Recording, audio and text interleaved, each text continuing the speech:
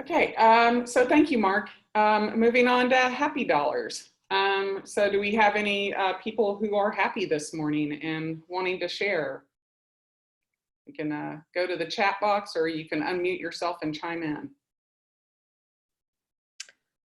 This is Jennifer. I will give a happy $10 because my mom made it home and had her first appointment with Stevenson Cancer Center, and will thankfully only have to do 1 week of radiation. They'll actually get 4 weeks in one, but we're just thankful that that is all she will have to endure. Wonderful.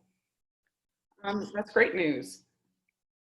And Reagan is happy today because she's got a happy dollar because she virtually graduates this Friday at 8 p.m. Congratulations, Reagan.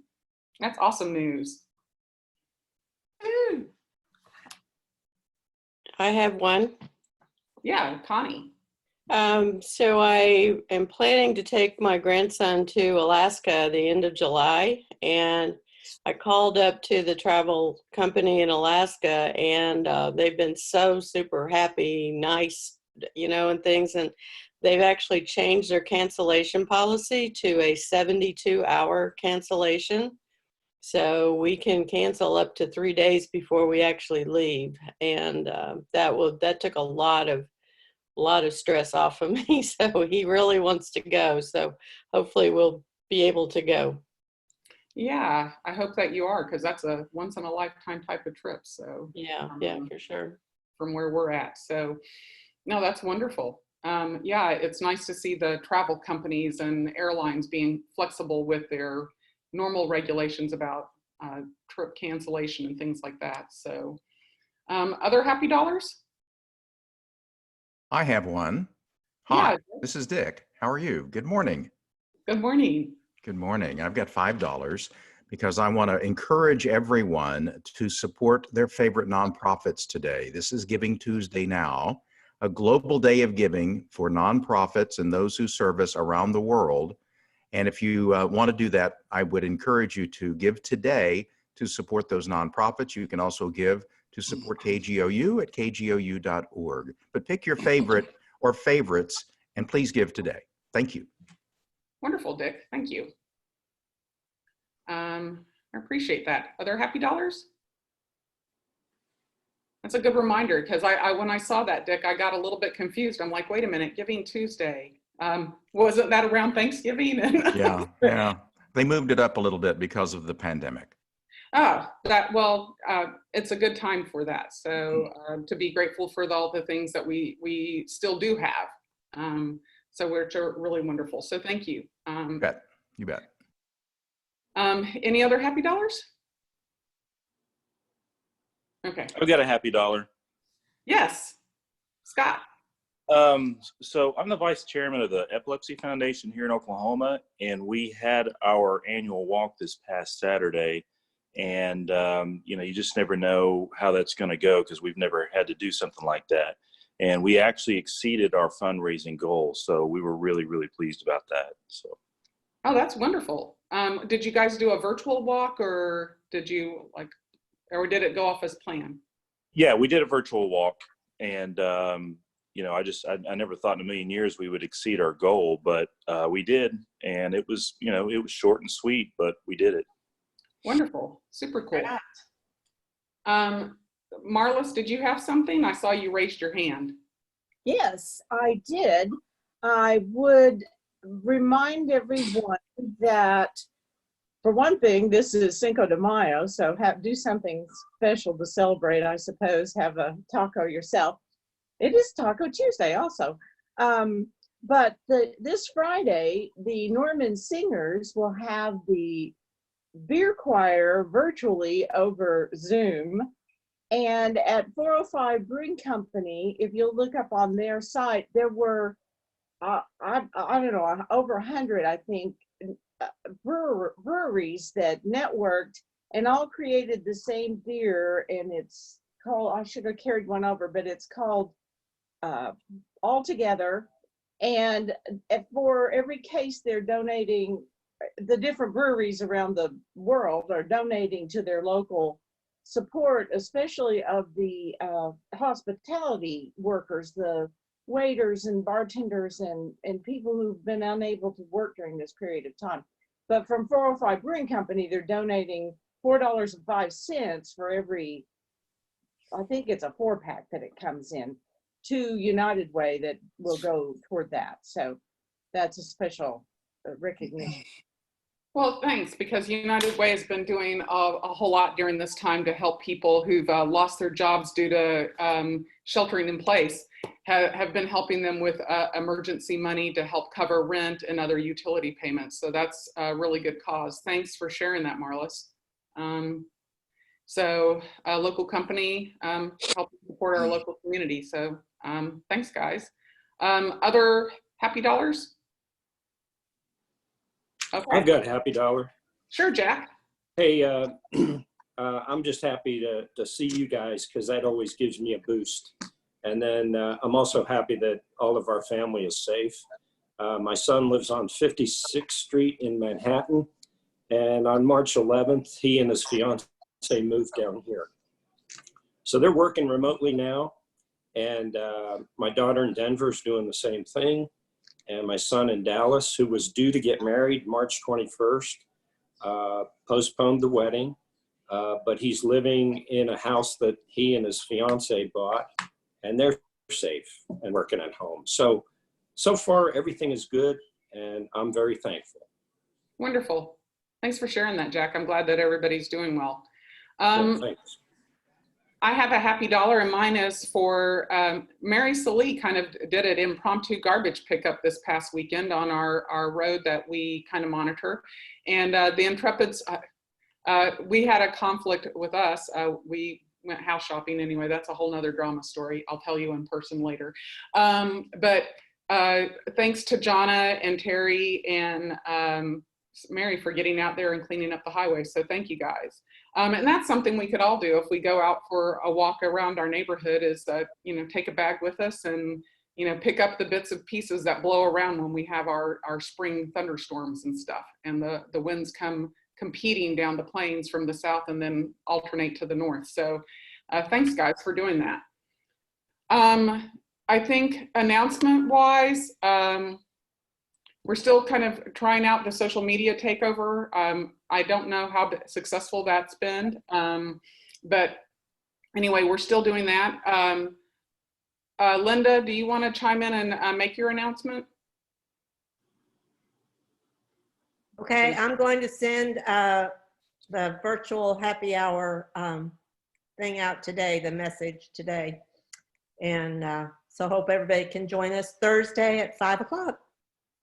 Wonderful. Thank you, Linda. I appreciate you doing that this week, and for Connie for getting that whole thing started. So you said, what was the theme or kind of question for the conversation this week, Linda? I'm thinking about what are you going to do when we get out of our shelter in place, and are you going to a restaurant? What are you thinking about doing first?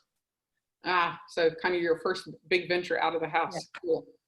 Also, this Friday, we'll have our monthly board of directors meeting at 7 a.m. on Friday. It will be virtual as well, and I'll send out that link to anybody who's interested in attending as well via email.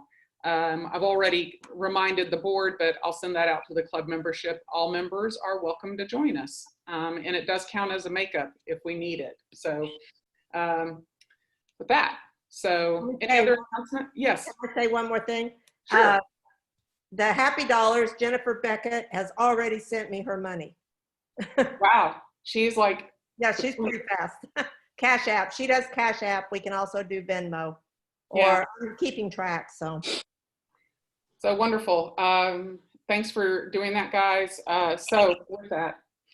And then also, as you know, we've not been eating breakfast, but we're paying dues. And so we are going to make a donation, I think this week, to Bridges.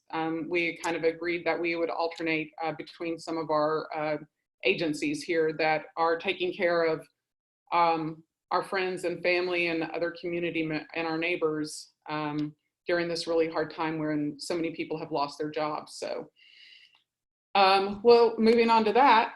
Since if we don't have any more announcements, I'm going to turn it over to Jennifer to introduce our guest this morning. Good morning, everyone. I'm very excited to introduce our program and guest, Mike Hearne. He is a golfer, realtor, and the creator of This is Oklahoma. If you're not familiar with it, it's a really interesting podcast which tells the stories of Oklahomans and those who have made Oklahoma their home. He is originally from Wales, moved to Oklahoma in it was 2011 to play golf and study marketing, and graduated from Southern Nazarene University, became a realtor, and created This is Oklahoma in July of 2017. He has, as you can see from the screen, an Instagram, and then this really interesting podcast. I just found out about it in February, and the first one I listened to was actually about Hal Smith, and I was very surprised at how candid Hal was, and learned a lot from him, and have since learned a lot about just some different companies in Oklahoma that I probably never would have known about if it weren't for this podcast. But I actually found Mike first on Instagram, and then discovered, I obviously wasn't paying much attention, but then found out that this was a podcast. And I believe this is a partnership that he does with the Oklahoma Hall of Fame, but he'll explain that. He has shared over 150 stories on his podcast and continues to spread the love about Oklahoma. He and his wife, Taryn, live in Yukon and have 2 doodles. And I think you pronounce it Seve and Greg's, but I'll let Mike explain. Yeah, that's right. Yeah. But without further ado, welcome to Sooner Rotary, Mike. Thank you so much. I really appreciate your time. Really appreciate you inviting me on. I know this is not the way we originally planned on doing this, but no, this has been.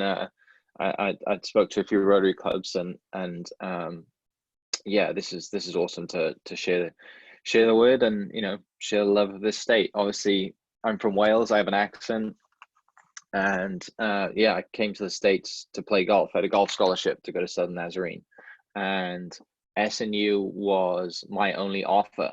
So I originally planned to go to Florida in 2009, and my dad lost his job. So that year was back to work and paying, feeding, kind of the current times we're in now, right? Paying bills and feeding the family. And so I went to work for 2 years, and then when I reapplied to go to school, I had one offer, and that was SNU.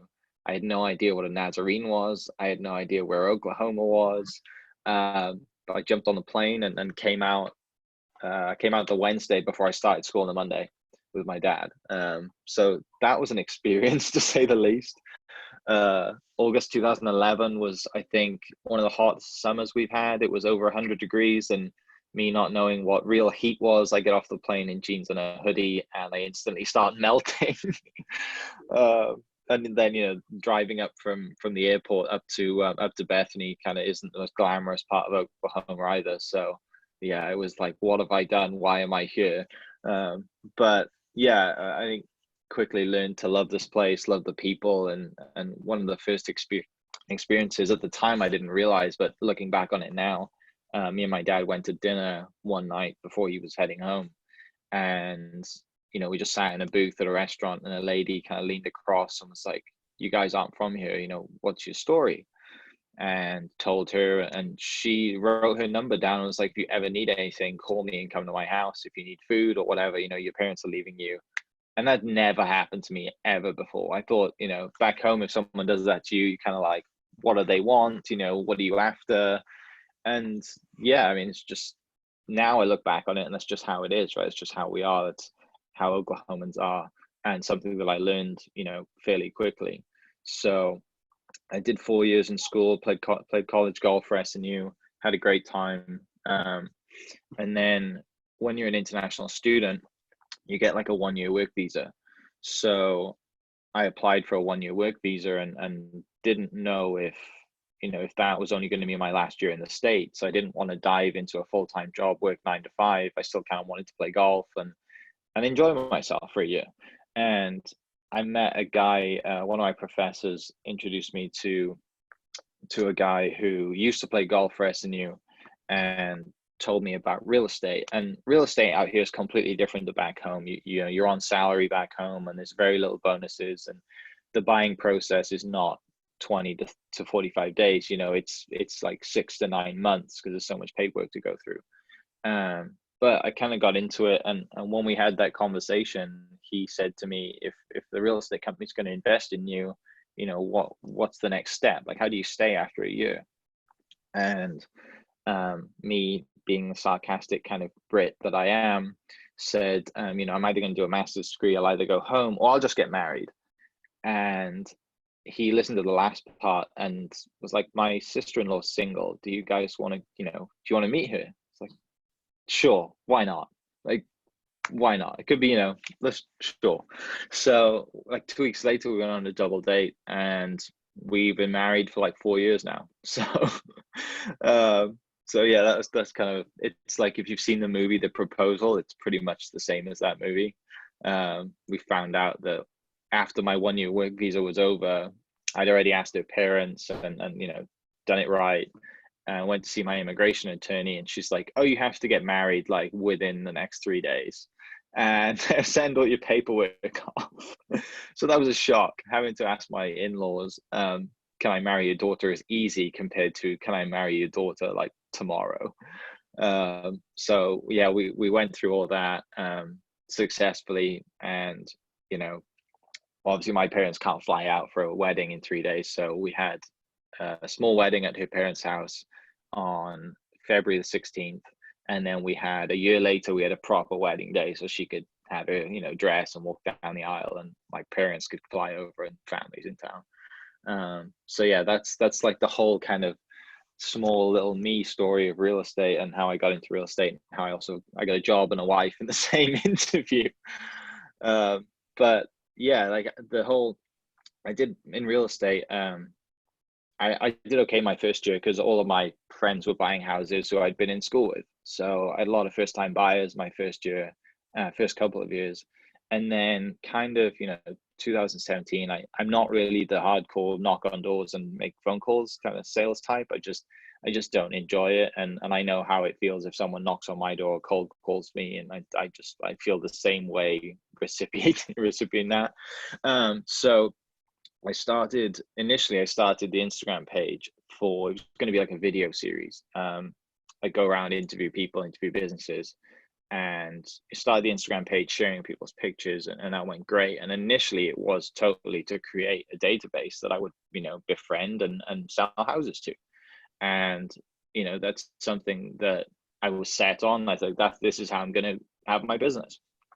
The Instagram kind of took off on sharing people's pictures and beautiful sunsets that we have, and this time of year the beautiful storms that we have, if you know, and bison pictures and all the rest of it. People really love that. So after about a year, I realized that, look, this is something more. If the Instagram's really kicking off and people are following and engaging, then we need to make it. There's only so many stories you can tell with a video or with a picture. So how can we tell an interview story through the platform? And I put myself on camera. It was only to do an introduction video to like our Facebook page, and it was terrible. Like that light came on and I just froze. I had no idea what I was doing.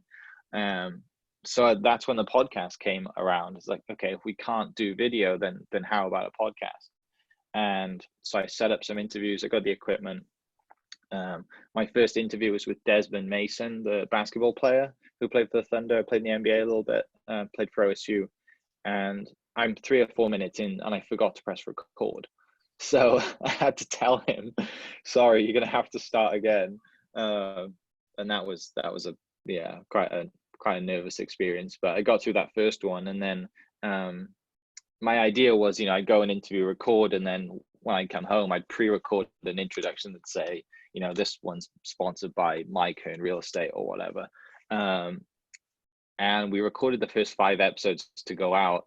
And it was about the 3rd episode that I realized that, like, I just don't want to sell I still sell real estate, but I don't want to put my real estate on these stories. Like, it's not about that. It's about the story. It's about the people.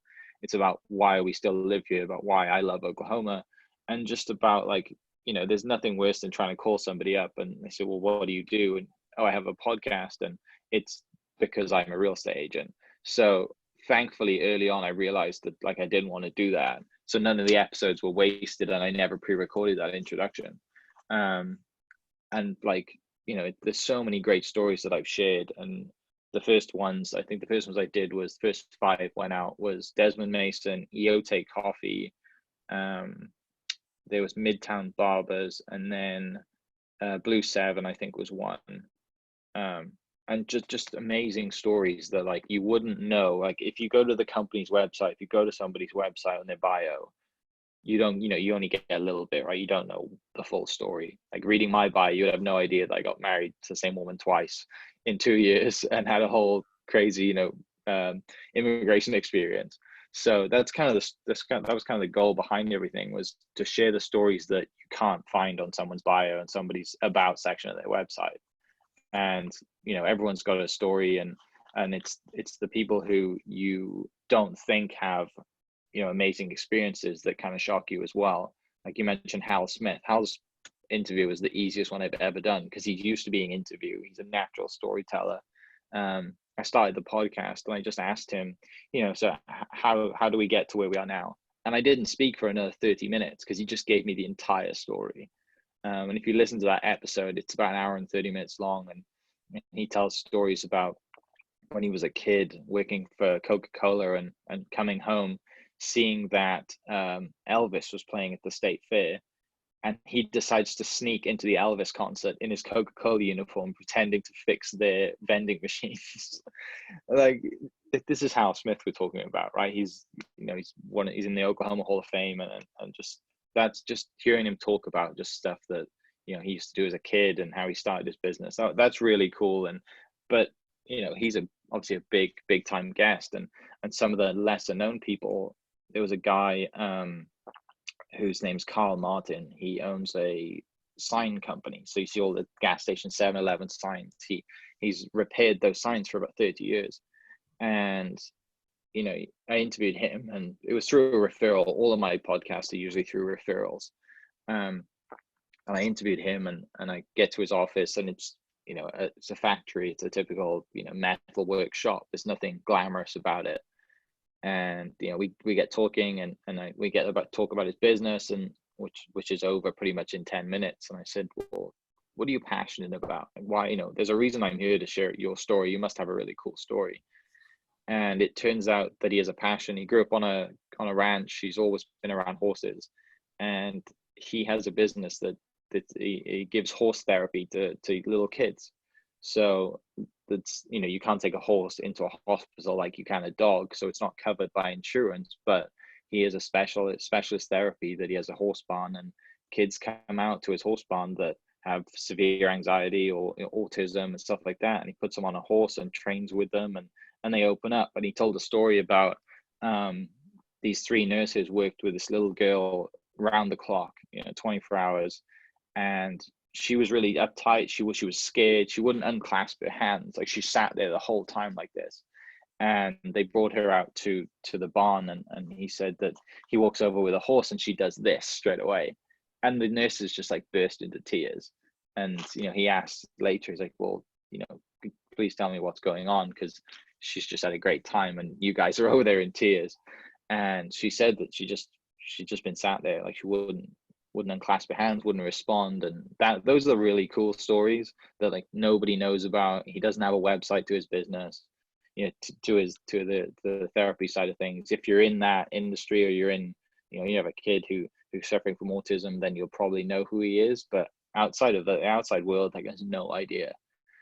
So that was a really, really cool story to share. I mean, he's probably, I think he's in his late 50s, early 60s now, and he's still out there on his horse barn. You know, he works 7 to 5 every day repairing signs, and then he's jumping on the horses and with little kids. Like it was, and he was showing me videos and the whole experience, his kids cackling and laughing their heads off. And I think it must give him so much joy to do that. So that was that's one of the stories I usually go to. That's just one that really stood out to me. That was a shock. Because sometimes I get referred to people who, you know, they sound like they just don't have a good story, and it's not for me to decide that. You know, like I still go and interview that person. And that's why I've done 157 right now have gone out, because you never know until you sit across the table from that person and just sit down and have a chat. The podcast isn't, it's not very scripted.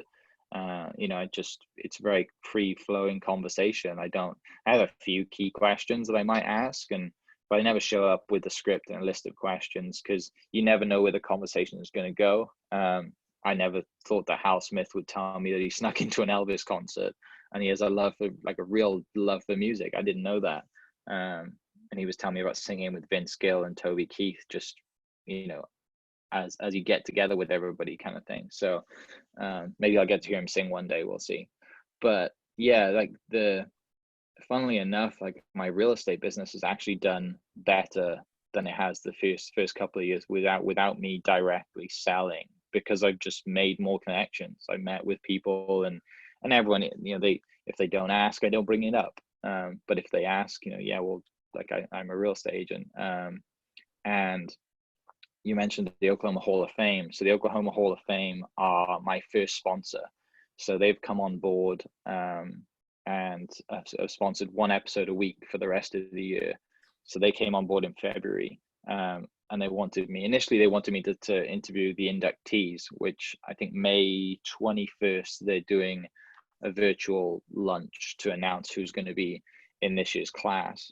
But I said, well, how about we just do one a week and share the real stories? Because their tagline is very similar to what I do. It's sharing Oklahoma's stories through its people, which is basically exactly what I do. It's great to share businesses stories and businesses that you probably all know, but a lot of people, like I said earlier, don't know the person who founded that or the person behind that. And you may find out that, yeah, they like what they do. They're good in business, but they have this giant passion behind them that nobody knows what they do. They may love cars, painting, wine, whatever it is, that they have this huge passion that keeps them ticking and gets them away from their day job. So that's been a lot of fun, sharing a lot of stories. The Instagram has continued to grow, which is where a lot of people, most of the people know the name This Is Oklahoma from the Instagram. Just a lot of sunset pictures, bison pictures, storm pictures. There's so many places that I never heard of, or restaurants that I'd never heard of, until people would send me pictures and send me a little bio about this place, this hole in the wall restaurant that's in their town that nobody knows about. So that's another thing from the podcast, that people have traveled the state. And I've been here since August 2011, and I haven't traveled around the state. And I think it's very rare to find people who actually have driven around the entire state and visited a lot of towns. And it's the special hole in the wall, small little, 2-stop kind of towns that have like the best burger shack, or, just like this amazing street taco stand. Just these kind of stories that, that I've been sharing now for the Instagram, I think be 3 years, and then the podcast is 2, I think, maybe something like that. But I love doing it. I love being here. I think it's kind of strange that I'm from the UK. I have an accent and I'm talking about Oklahoma, but I think it works. Maybe people just like to listen to me. I don't know. I haven't been told any different yet. But I think moving forward for this year, the goal is to bring on, I would love to do this full time. I would love to just do real estate for my friends and not have to worry about, doing it to really pay the bills. I think the Oklahoma Hall of Fame have come on board, and if I can get a few more on board, then I'll really dive into it. I'm pretty much 80% into it right now. But I think there's a lot more stories to tell. I'd love to hit the road, travel, and just drive around the state. There's a lot of awesome places that people don't know about. I mean, people know about Broken Bow and those kind of awesome areas, but I think showing more of the real side of people and going back to, actually, I'm a little better now at video interviews. So doing more of those and sharing more of the story through video is a goal for the future.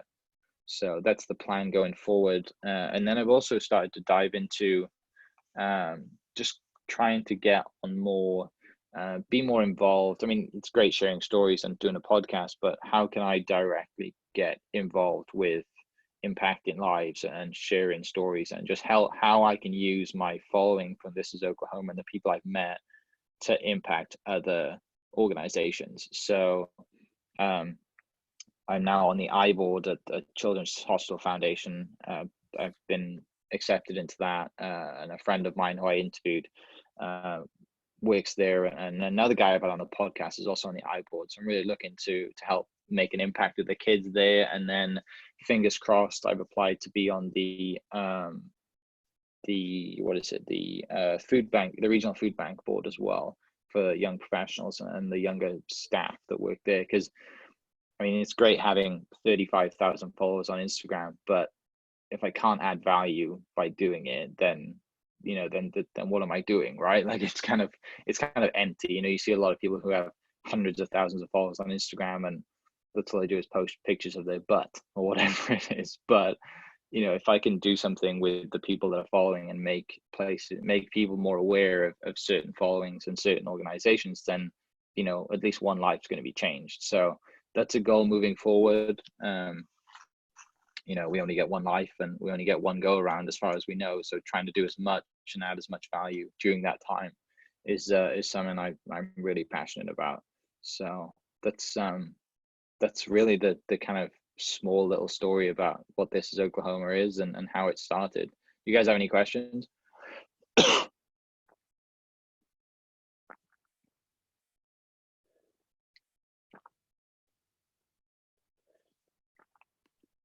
I just wanted to thank you for highlighting our state. I think that's really awesome to have somebody that's especially not from here out there showing great things about a place that I'm really proud to be from. Appreciate it. Thank you. Can you tell us more about the town that you're from, and so kind of how that compares and contrasts to here? Yeah, for sure. So I'm from a town called Bridgend, Bridge and then End, one word, in Wales. It's in South Wales. It's right between the capital cities, Cardiff and Swansea. Cardiff's our capital city. There's two main cities down south, and it's right between those. So I have a younger brother. He's 5 years younger than me, so he's 24. My mum is a nurse. My dad's an engineer. My three grandparents are still alive, and they're alive and kicking right now during this crazy time back home. Everybody's on lockdown at the moment, and they've completely shut everybody down. You're not allowed. I think they've been on lockdown for 6 weeks so far. They make an announcement on the 11th to see if they're going to be shut down for another 3 weeks. But the government has paid 80% of everybody's wages back home that's been furloughed. If you're not an essential worker, you have been sent home. My mum is a nurse, she's working, but my dad is not working. My brother's not working. But the government's still paying their salary, which is quite extraordinary, really. But they're not allowed to leave the house unless you're going to go for groceries or 1 hour of exercise a day. And they've been extremely strict on that. The grocery stores have let seniors in, I believe it's from 8 to 9 in the morning, just seniors. And then from 7 to 8, if you're a nursing staff or if you're a medical staff, you're allowed in as well, just to say thank you and help out and make sure it's not like going to Walmart at the moment. But yeah, I grew up, I think there's about 300,000 people, I think, in my kind of like town area. It's more of like a borough district than it is a town, the traditional town or city that we have here. So yeah, I grew up back home. Trying to think how it's different. It rains a lot. That's one of the things I like about here is it doesn't rain as much as it does back home. We don't get tornadoes. We just get a lot of rain, a lot of cloudy skies. It gets dark in the winter at 4:30. Going to school in the winter, you'd go to school in the dark and you'd come home in the dark. So that was not too fun. But yeah, it's definitely a lot of difference. Traveling over here, it takes me about a day to get here. 3 hours from London, 3 hours west of London. So that gives you a little bit of context. Wales is a tiny country in the UK. There's more sheep than people in Wales. If you can think, this like 3 to 1. I think it's kind of like New Zealand. There's just sheep everywhere. And then like North Wales is quite populated. South Wales is populated. In the middle, it's just mountains and farmland, and there's no highway from north to south, so you're driving through the country the entire time, and it's only about 130 miles, but it takes you 4 hours because you're driving through the country the whole time. There's no highway, which is a good thing and a bad thing. If you like the scenery, it's great, but if it's raining, it's a miserable drive. But yeah, there's I think one of the things Wales is also known for is there's a lot, I think you might have to fact check me on this, but there's more castles per square mile in Wales than any other country in the world. So there's just castle. There's 5 in my hometown. I mean, none of them, you can't live in any of them, but the ruins are there and you can run around and play as a kid. They're all public, they're all open. And when we went home for when I had my wedding, we had the actual wedding day. The following week, we went back to Wales, and we had our wedding photos in the castle that my parents had their wedding photos in. And it sounds obviously all fairy tale and all glamorous, and my wife was loving it. But this is just a castle I grew up playing soccer in and hitting a golf ball around. And to me, it's just a ruined building. But it's over, I think I'm trying to think the data. It was from the 1100s, I think, something like that. So it's a pretty old castle. But it's also great taking people home and seeing their appreciation for things that I just take for granted. I used to walk through a castle on the way home from school. And to see the excitement on my wife's face when we were having our wedding photos and stuff like that, that was really cool. But it's, as far as like living, houses are very close together, streets are very close together, the roads are very small, there's just not that much space. My entire street most streets are duplexes. The very expensive houses are the ones that just stand alone, but most houses and most street complexes are in duplexes because it's just better for room, and you can fit obviously a lot more in. But yeah, everyone loves Wales' national sports rugby, so everyone likes to watch rugby and play rugby. I grew up playing it before I got into golf, and I remember coming here to the States and bringing a rugby ball with me to throw around, and some of the big football players at my school wouldn't come anywhere near me, and I'm 180 pounds soaking wet, really skinny golfer type, and they wouldn't play rugby with me, but they'd pad up and run into each other with helmets on. I thought that was kind of funny. But yeah, it's a completely different culture. But the people are very similar. Welsh people they're very honest, and it's a good thing and a bad thing. They like to have a good time. It's not like the nightlife culture like it is back home. It's more of like a day culture. Like if you go to the pub and hang out and watch football or rugby games all day, and then you're home by 10 o'clock. It's not like there is a nightlife culture, but it's not as much out here as it, kind of back home. But yeah, it's, I'm sure you guys have all kept up with the royal family and all the rest of that kind of stuff as well. No one back home in Wales really cares about the royal family. They're just there. But everyone out here seems to really be into all that stuff. So anything else? A question. Hi, this is Dick Pryor. I've done a few interviews over time, and I'm interested in what you're doing. I also want to tell you that I have ancestors from Gwynedd in Northwest Wales. Yeah, going way back. They actually had a castle. So anyway, that's not what I want. That's not what I want to ask you about, though. And that is, do you have a vetting process? Because a lot of times people will say, "Oh, I know a really interesting person. You should talk to them," and they may have a couple of stories, and that's about it. So how do you find the people that you interview, and do you vet them? We often in broadcasting will do pre-interviews to determine, is this someone who really does speak well? Do they really have stories to tell? Do they communicate effectively? Thanks. Sure. And Dick, I think your voice is fantastic. I need that. That's definitely a broadcaster's voice. Thanks. That's so good. You probably think that's funny coming from me because you sound to me like I might sound to some of you. Right? I have an accent. I sound a little different. You probably listen to me all day. I think I could listen to Dick talk all day. That's awesome. But as far as a vetting process, there's only been 2 or 3 that I've kind of thought that I wasted my time on, because the guest either just, and I think it was more about my fault because I wasn't as good as, it was early on. I wasn't very good at interviewing at that point, and it was very hard for me to get them to settle down and be comfortable and just get the story out of them. But most of the vetting process, I don't really get a lot of people that actually reach out to me to be interviewed. And even the ones that do, those are the ones that usually just want it for a reason. They don't have a story. I mean, I don't know. There's not many people that would reach out to a news station and say, yeah, I think you should interview me. So I don't usually interview those people. There hasn't been many, but there's definitely been some that I've just, yeah, I think a guy, there's a lot of businesses that I haven't interviewed anyone who started a marijuana business yet, and that's just personal preference. I just don't. There's 9,000 of them now, and it's not going to make a difference if I interview one or all of them. It's just, there's something I don't want to do. And politics as well. Like I know I have a green card, but I can't vote. So I've interviewed politicians. We do not talk about politics when I do it. We may brush on it a little bit because it's the nature of their job, but we don't dive into anything about politics. And that's something that I will definitely stay away from because it's of no interest to me. And the last thing you want to listen to a podcast is someone talk about politics when it's all over the news as well. So I definitely try and stay away from politics. Saying that, one of my best interviews was with Cindy Munson.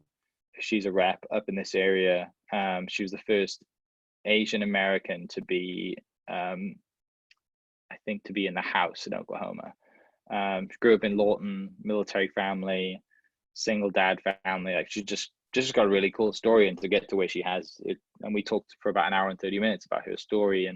And the time that we did that interview was the time that they just passed the gun law here last year, so people could walk around. And also they just released everybody from, people had been given early release from the prison in McAllister as well. So it's quite a big moment in Oklahoma politics, and we might have brushed on it for like 10 minutes. Her district is also where the shooting was at Lake Hefner at Louis. So we touched on that a little bit, but I interviewed Mayor Holt. I didn't enjoy that interview from a personal standpoint because I don't think I did very well. And that was very early on as well.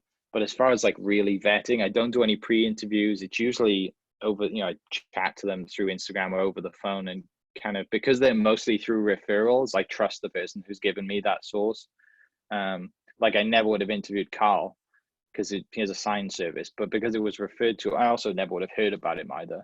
Because it was referred through a friend who I'd just previously interviewed, that's kind of, they've already kind of done my, the vetting for me. And also it's nothing's live. So everything's really easy to edit. I've also started videoing a lot more now, and that's a little different to edit and match the sound. But with sound, I'm sure as far as you know, like it's very easy to cut things out. And a lot of the times, if the guest is quite high profile, they want to listen to it before it goes out. And I mean, they have full editorial control. It's none of my business to share their story if that they don't want to share. So does that help? Yes, it does. Thank you. Appreciate it, Mike. Thank you. What do you do for the broadcasting? Michael. I'm general manager at KGOU Radio, which is the NPR station here. And Okay. Before that, I did television, news, and sports for All right. Yeah, quite a you've while. definitely got to vet people. Yeah. Quite a while. That's And I've awesome. done a lot of interview programs, so quite interesting. I need tips. Yes, I may be in touch with you. Yeah, please do. Okay, let's connect. Thank you. Mike, I've got a comment real quick. Your statement about your wife being amazed at the castle in Wales, and you just take it for granted. And I'm sure that there's a lot of that in Oklahoma, where we who have lived here all of our lives don't really pay attention to stuff, don't really see it, and you're amazed by certain things. And so I think there's a real potential there for you to convince us or bring to light that the ordinary really is extraordinary. Yeah, definitely. There's a lot of things that stand out. I think especially across Europe and outside of the States, a lot of people love the whole Route 66. And I think that's definitely one thing that we take for granted here. We just think it's a road, and you've got a few restaurants along it that are mostly tacky or some cool signs, and then that's about it. But that's a big travel source for the state, and brings a lot of revenue in. And that's kind of back home, people see that as like, one day we'd love to go to the States and drive or ride Route 66. And I went to Southern Nazarene University, which is on Route 66, and no one really cared. And I'm like, this is the coolest thing ever. I was telling all my friends back home that my university is on Route 66. And I think that there's a great place in Tulsa called Buck Atoms. And Mary Beth, who owns Buck Atoms, it's right next to Mother Road Market up in Tulsa. And that's just an amazing place. She's recently, I think it's called Buck Atoms Cosmic Curious, I think is the whole name of the business. But it was like an old gas station, and she's taken it over, and she has this giant muffler man outside who's called Buck Atom, and he's a space cowboy. And the places that they just got neon signs paid for by people who donated to buy bricks. And I mean, she just loves the whole Route 60. That's one of the very few people that I know that have jumped on and have really done it well.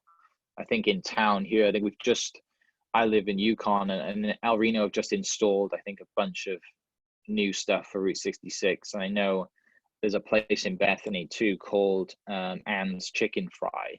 And you drive by Ann's Chicken Fry, and there's an old pink Cadillac outside that's not in great shape, and some neon signs, and it doesn't look great. But when you go inside, the inside's covered with memorabilia of people who've come through. And if you go there and you're from out of town, you get to sign the wall.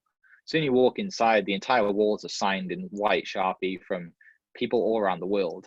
And that's one of the places I actually went to the first time I came to the States with my golf coach at the time. And it's, they have all this signed guitars by Johnny Cash, and they have I think signed Kiss heads, the dolls, the life-size kind of Kiss masks and heads. It's a really cool place, even just to pop in and grab a pie to go, or grab a Coke or a soda, and just see what's in there. The food isn't great, but the atmosphere is amazing. So I think, Route 66 is probably one that really stands out to me that people take for granted here.